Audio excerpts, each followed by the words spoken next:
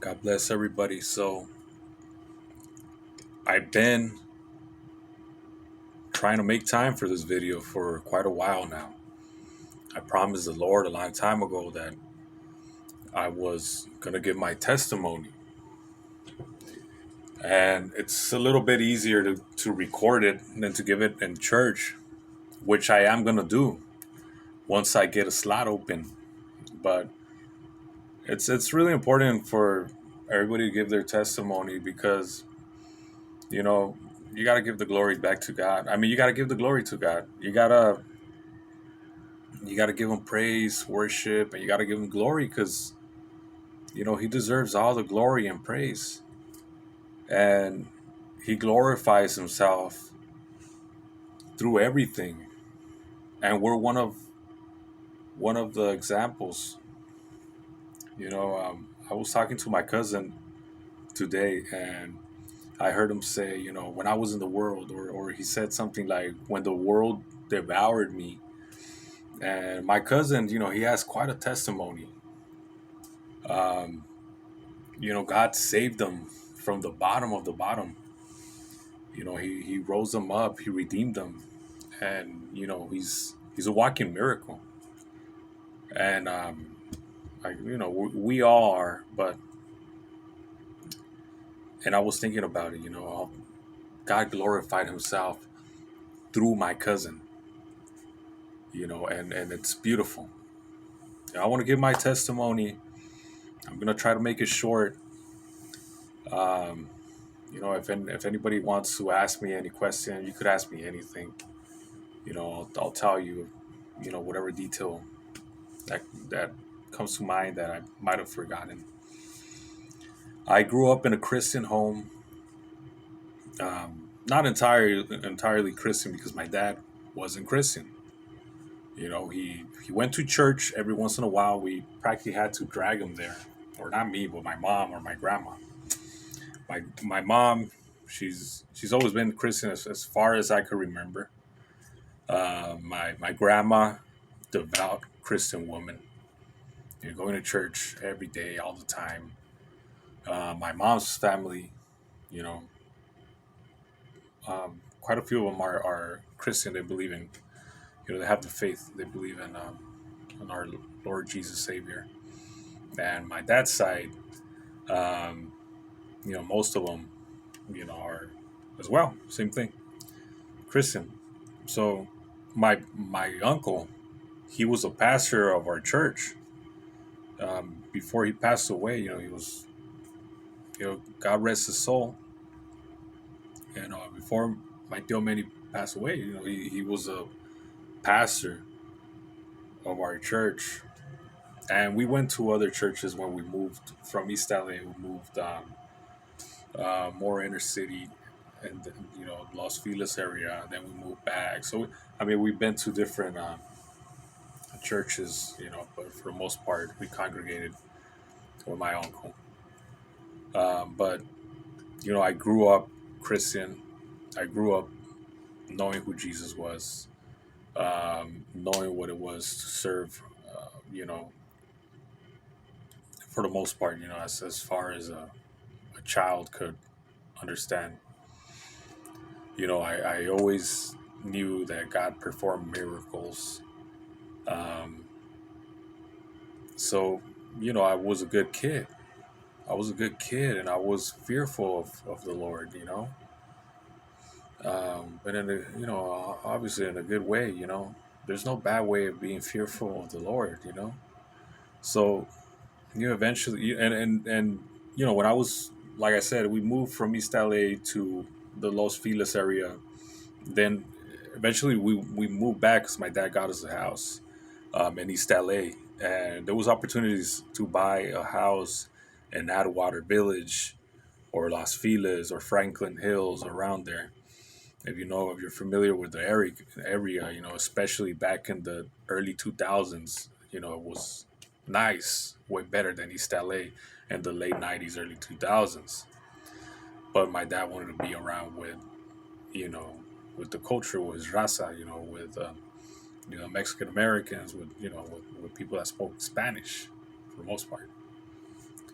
and so we got a house in East LA, and so we moved out of that area, and I was kind of like culture shocked, I guess you could say. I was, because over there it was kind of like, I was born in East LA till I was 4. I was raised, you know, 4 years in East LA, and then I moved over there, and then when I was 9, I moved back. And then I grew in East LA for the rest of, until my adulthood, to my adulthood, and it was kind of like, I didn't know. Like, it seemed like they moved me to a different state, almost to a different country. It was so weird over there. It was my friends and everything. They talked different. They acted different. Then I came, you know, with a bunch of East LA kids. So it was different. It was just really different. So I became very timid, separated. I felt from everybody. I was always a shy kid, but then you throw that into the mix, and then I just I developed selective mutism. I would have anxiety. I would have I would struggle. With a lot with making friends and stuff like that. So my childhood, from the age of 10 and up, pretty much I had no friends at all, and it was I struggled with that, not having friends and being very shy and timid. Sometimes I would get bullied in school. And in seventh grade, I remember I got bullied a lot, until one time, I started pushing back. I had selective mutism, so I didn't want to. It was weird. I didn't want people to hear my voice. I didn't want people to hear how I sounded. So whenever I had to talk, I would my voice would come out like gurgly, like weird. So I would be like, "Rrr," So I couldn't talk. It was like if I had a frog in my throat, you know. And it was so embarrassing, man. And I remember people would, you, nobody would really understand me what I was going through. Just my mom and my sister. I would, you know, confide in them, and like I would tell them what was going on, and they try to help me out. But man, I didn't want to talk to anybody. So and recess and lunch, I was sitting by myself. I was standing by myself. Yeah, I was just a really awkward kid, man. And it was that whole thing, man, moving from one place to another, and losing my friends. I don't know, it just hit me hard, and I couldn't make any friends. It was weird, like the way they talked, and it was just different. And then I just, like I said, I developed selective mutism, and then I started developing like separation anxiety. When my mom would drop me off in school and she would leave, I would have these bad thoughts, thinking that I was never gonna see my mom again. It was so weird, and I felt like if my mom was gonna die, and then like I would be like crying inside, and then I would have these bad thoughts, and I would be like, I have nobody in the world, and just my mom understands me. She's the only one. And I don't want to lose her, and I would get really really like nervous, and every time my mom will pick me up, I'll be so happy to see her, but it was like a relief. I will feel relieved because I had such separation anxiety. It was so weird, and I would be praying, praying, praying every day. I would pray through lunch, through everything, man, and it just so my mom would pick me up again. It was so weird, man, and then I had selective mutism, and I didn't know what none of that stuff was until later on. And I remember when I was a kid, I would get depressed sometimes, and um and and I would just go through. I went through this depression where when I was a kid, where I didn't I found like no meaning in life. weird. Like when I was like 11 or 12, like no, no, like 12 and 13 around there. And it was, I went through some stuff, and then I would get bullied by my looks and all this stuff. So everything piled up, and there's just a bunch of stuff that happened. My dad, he was an alcoholic. So I was just really embarrassed, because you know 60% of the time he was my dad, like just my dad, how I knew him, how I loved him. And then the other 40% of the time he was this other dude that was embarrassing. And sometimes, he will seem violent. He never hit us or anything when he was drunk, but he would like lock us out of the house. Like he would like scream at my mom. He would scream at us. He would kick the door. He would throw stuff, and it was, we were afraid, even though he never did anything. And and that was like the worst of the worst situations sometimes. And I remember having this memory of me at 3 years old, because I have like good memory, long term memory. I remember these events really clearly throughout my life. Like till now, I could close my eyes and just like rethink something, and it feels like I'm watching like like a movie. And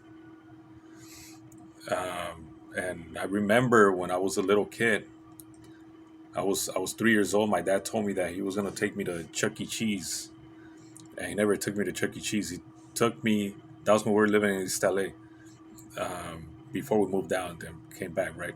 So he took me to his dealership. He used to own a car lot in East LA. So he took me to his car dealer, and I remember he telling some guy to go get him some drink. So he brought him alcohol, and then my dad kept drinking, kept drinking. My mom and my sister, my big sister, had gone to church, so we never went to Chuck E. Cheese that night. And when we came back, my dad fell on top of me, and my dad was like 220 pounds, or 200 something. And he wasn't tall, but you know, he was heavy. He had a beer gut, and he fell on top of me. I was 3 years old, skinny 3 year old kid, man. And I remember just feeling the concrete slam my face. And there was some neighbors that picked up my dad. Then we still walked the rest of the way home. There was a few blocks, and that was, that was like when I realized that my dad wasn't normal. There was one version of my dad, and then there was another version of him, and that he was embarrassing sometimes because he would like nudge me and tell me, "Hey, Chavita, come over here, come over here," and in front of everybody, and then he would like talk to me, and he would just embarrass me, and my other cousins would laugh at me, and then they would make fun of my looks, because they would say that I look like an Asian boy, and when you look really Asian and a Mexican family, sometimes they tease you, you know. So I fast forwarding back to where I was. I was a adolescent and everything. I grew up timid and shy. Eventually, I outgrew, my anxieties. I went head on, and I played sports, basketball and boxing. Really took away, like, you know, my mind off of things, and I played a lot of basketball. I was in love with the sport. I love basketball, man, and it helped me a lot. I got in really good shape. I looked like a jock, but I didn't act like a jock. And eventually, my knees. I messed up my knees. I couldn't play anymore. Around when I was 19 years old, and then I remember the first time I drank alcohol. It was on a New Year's in 2000. I don't want to say the year, but it was a New Year's, and I hated it. I wanted to vomit. I remember I mixed beer with Coke, with Coca Cola, or Pepsi, whatever, and I had to drink it that way. And I remember that I every time that I would drink, the next time around when I drank, I made it a mission to get drunk because I wanted to know how it felt. At first, I didn't want to drink, I didn't want to see it, but I just wanted to be normal and talk to people. So I wanted to gain courage. So I drank, and I didn't like the taste or anything, but I loved being able to talk to people. And I loved that I could be myself, so to speak. And I was talking to people, and people liked me, so every now and then, I would drink like every 2, 3 months. I would drink, I would go to a party. I would, I would tell my mom and dad I was sleeping over with my cousins, and I would just crash and go to sleep in my car. I mean, I would just go to sleep in my car, yeah. And or sometimes I'll be like, I'll go in late, like at 2 or 3 in the morning, and then my mom and dad wouldn't even care because I would just tell them, "Oh, I couldn't sleep over at my cousin's house, so I came back." They were like, "Okay, mijo, just okay." But I mean, because I was a good kid, so they didn't, think twice to, to stop me or say, "Hey, could I smell you?" No. So but it happened every once in a while. It happened like every, you know, couple months. It wasn't all the time. It was like your normal experimenting kind of, with liquor thing. Um, it wasn't until I started working in the car business when I was 21 years old that eventually I turned 21 and I could go and buy my own beer, and I started making money. I had my new car, I made money, and I made friends at work. And when I was, when I feeling liked by my friends at work, we started going out and partying. And I would tell jokes, and they would laugh, and we were drinking, and we would make new friends wherever we were at, and everybody liked me, and that's something that I liked, something that that I was living like my adolescence, in high school, after and outside of high school, and I liked that, and I will go to work, and I couldn't wait to leave work with my friends and have another one of those, first round on me kind of thing, and another crazy night just drinking and having fun, uh, doing whatever drunk people do, man. And eventually, man, I didn't need them to drink. Eventually, I could go out by myself and make friends wherever I was. And since I was in the car business, it helped me sell even cars. It made me sell cars because I knew that people actually liked me if I just talked and didn't care what they think. So sometimes I'll be drinking at work even, and it just became something that I forgot about God. I forgot about Jesus. I forgot about all that stuff. My mom and dad were worried sick because I was